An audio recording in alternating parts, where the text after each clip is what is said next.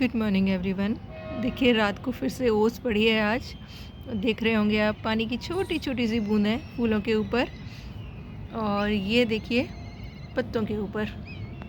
तो ठंड जो है लौट कर आ गई है, और अच्छा है क्योंकि अभी पड़नी चाहिए ठंड, क्योंकि गर्मियाँ तो बहुत लंबे समय तक झेलनी है। तो अभी एकदम बढ़िया मौसम है, दिन में बहुत अच्छे से धूप निकल रही है, रात को ठंड है, तो अभी रहना चाहिए कम से कम 1 महीना और ऐसे ही, क्योंकि हर एक मौसम का बैलेंस होना प्रकृति के लिए बहुत ज़रूरी होता है।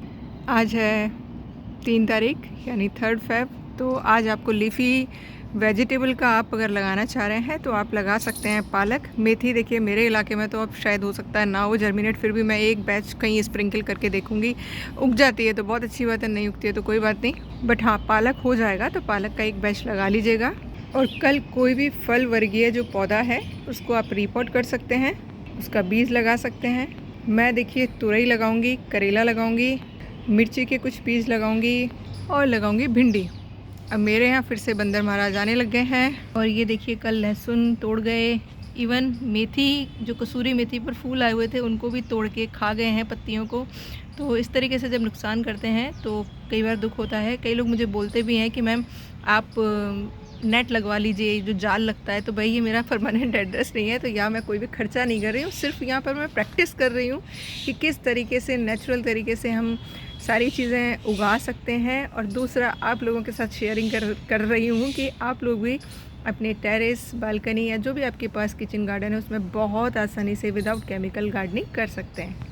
और देखिए हर साल मैं खुद की गलतियों से ही सीख रही हूँ। लास्ट ईयर मैंने एक वीडियो डाला था, किसी का क्वेश्चन था कि रूट फिलिंग और प्रूनिंग एक साथ कर सकते हैं, तो मैंने उसमें यस का रिप्लाई किया है कि हाँ आप कर सकते हैं। क्योंकि पिछले साल मैं कैलेंडर में उत्तरायण और दक्षिणायन वाला जो है वो स्टार्टिंग में फॉलो नहीं कर रही थी। बाद में समझ आया कि जब मेरे कई सारे पौधे डाइवैक्स से ख़राब हो गए कि भाई प्रूनिंग अलग टाइम पे करनी है और रूट फिलिंग अलग टाइम पे करनी है, वो 15-15 दिन का जो साइकिल होता है उसके अकॉर्डिंग।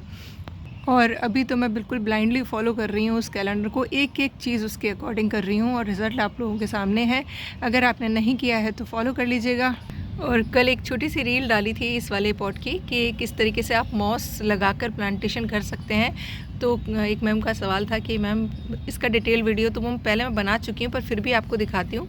आपके गार्डन में इस वक्त आप देखेंगे जिन भी चीज़ों में मॉइस्चर बहुत ज़्यादा है उस पर इस तरीके से छोटे छोटे से आपको लीव्स वाली चीज़ें नज़र आएंगी। तो ये है मॉस, कई सारी वैरायटीज़ में आती है। मेरे पास देखिए ये छोटी वाली ही होती है। और ये पता है देखिए क्या है, एक लकड़ी का टुकड़ा जो कि एक पॉट में पड़ा हुआ था और उसके ऊपर ये डेवलप हो गई है कितने अच्छे से।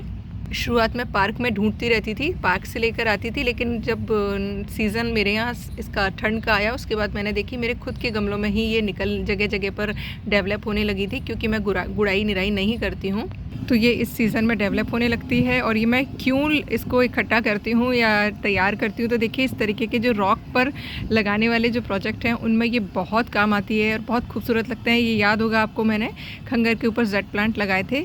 इसमें मैंने देखिए 4 कटिंग लगाई थी, 4 में से 2 गल गई और 2 अभी तक बनी हुई है। 2 क्यों गली, क्योंकि इस पॉट के अंदर पूरा पानी भर गया था, जिसकी वजह से ये जो है इनकी रूट्स जो है गल गई थी, लेकिन 2 अभी तक बहुत अच्छे से चल रही हैं। अब इसका सीज़न आएगा ग्रोथ का, तो ये ग्रोथ करेगी और एक छोटे से ट्री के रूप में डेवलप हो जाएगी।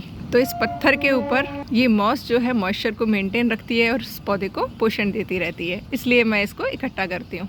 और ये वाले प्रोजेक्ट भी आपको याद होंगे जो मैंने मिट्टी की टूटी हुई मटकियों पर तैयार किए थे, तीनों में ही बहुत अच्छे से डेवलप हो गई है।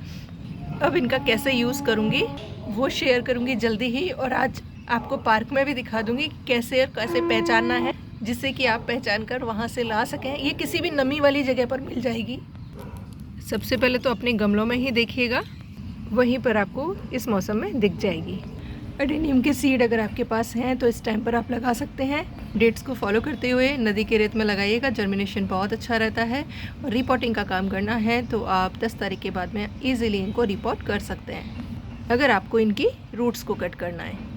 और आज हार्वेस्ट कर लेती हूँ ये सारी सींगरी। पता चले आज बंदर आया और एक उसका छोटा सा बच्चा और है, तो पता चला सारा ही ख़त्म कर देगा। और ये प्याज, क्योंकि प्याज भी बहुत पसंद होती है बंदर को। तो ये हो गया स्प्रिंग ऑनियन, हरा प्याज। तो भाई कितने भी सजावटी पौधे उगाइए, लेकिन कुछ ना कुछ खाने के लिए ज़रूर उगाइए। सबसे पहली बात तो केमिकल फ्री होगा, दूसरा आपको पता चलेगा कि इनको उगाना बहुत ज़्यादा मुश्किल नहीं है, इजीली अपन मैनेज कर सकते हैं। तो देखिए पहले तो किचन से लेकर आते हैं टेरेस पर अपना वेस्ट और फिर उसके बाद लेके जाते हैं ये खूबसूरत खजाना टेरेस से किचन तक। तो भाई अभी भी देर नहीं हुई है, जैविक की तरफ मूव कर लीजिए। यकीन मानिए बहुत आसानी से सारी चीज़ें मैनेज हो जाएंगी। आज शेयर करती हूँ ये कबाड़ से जुगाड़, तो बने रहिएगा चैनल पर। Once again thank you for watching. Videos पसंद आते हैं तो लाइक कमेंट एंड शेयर ज़रूर करा करिए। Thank you.